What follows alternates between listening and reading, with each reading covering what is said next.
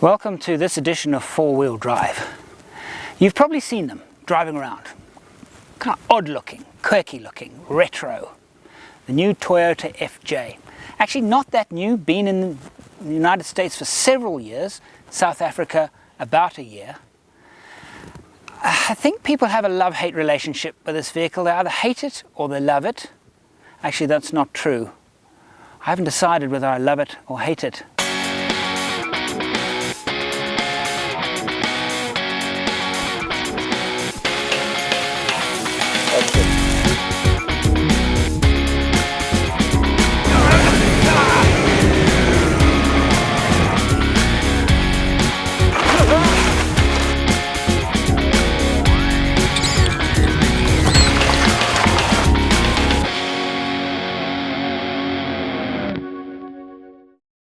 Most television presenters, when they sit in their chair and they present to camera, they have behind them a beautiful green screen onto which the producer pastes some photograph of some nice place in the world.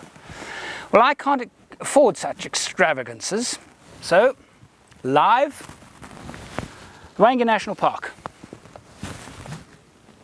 Hang on a minute. That's an elephant. It is too. Oh, sorry. I was supposed to announce the program. Yes, today we're testing the Toyota Land Cruiser FJ. People kind of like it or not. I'm not sure. Anyway, I want to see this elephant. This is the Toyota Land Cruiser FJ.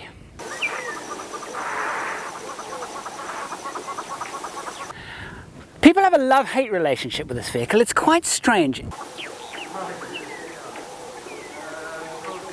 You know, when you ask people if they like the looks, the retro feel, you get a I hate it or you get I love it, really in between.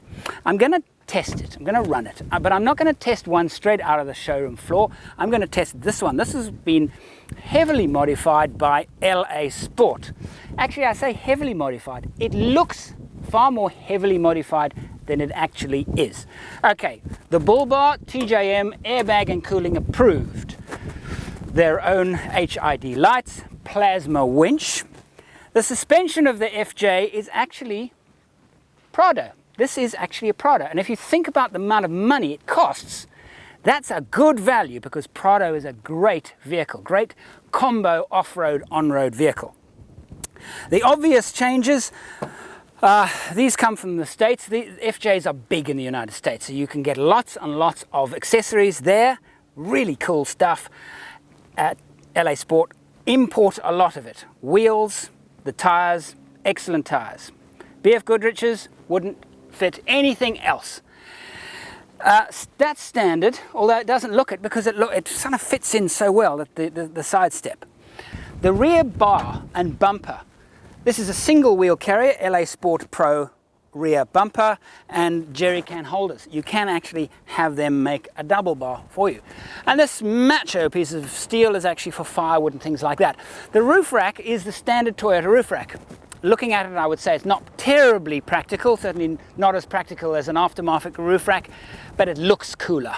And one of the questions people ask about this vehicle is, why would you buy one? What's it really good for? Can you do a trip in it because it's quite small and it's a bit too funky for the bush? You know what this vehicle is really for? It's for this.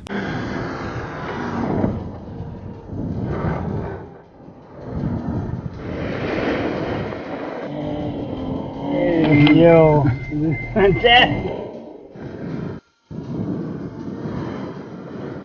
You know, this is actually cheating. I'm not used to this. I'm used to diesel, chugging diesels mostly. And this is just, I mean, it's not even trying.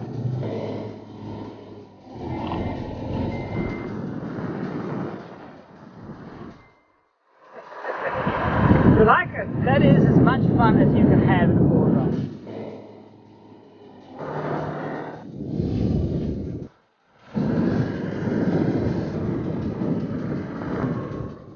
Gee, it's nice. And the ride, you know, the standard ride in this car is soft.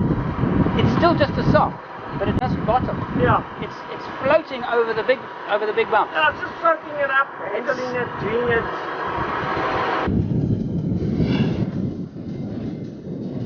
Now, in terms of the engine, standard. Suspension, modified with TJM extra yes springs and shocks. Do they work? This particular car has Prado suspension. Prado is quite soft, quite easy going on the back. It can handle corrugations well, but when you load it, tends to be a bit soft, tends to bottom out. Now with this suspension, the first thing I notice is it's not hard.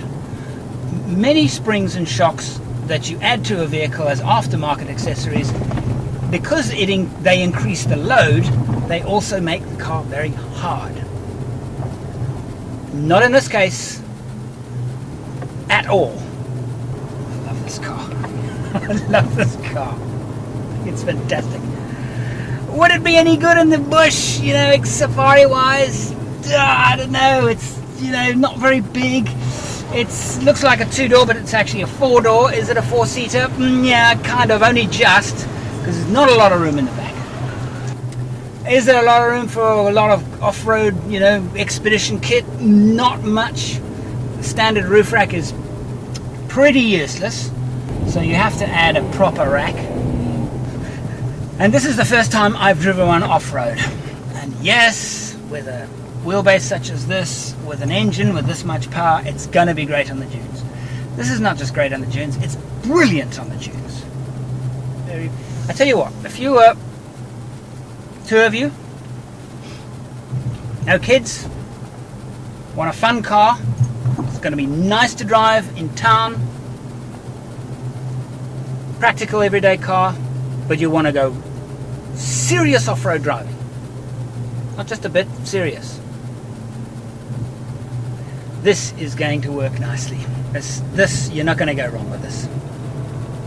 And you think about it, good value for money. Now its sister, the Fortuna, which if you're familiar with these TV shows, you'll know that I love the Fortuna. This is actually better value for money. This is a Land Cruiser, which means it's heavier built, and maybe not quite as practical as a Fortuna, but it's going to be as good, if not better, off-road. I would say almost definitely better off-road, actually, and it's just plain more fun.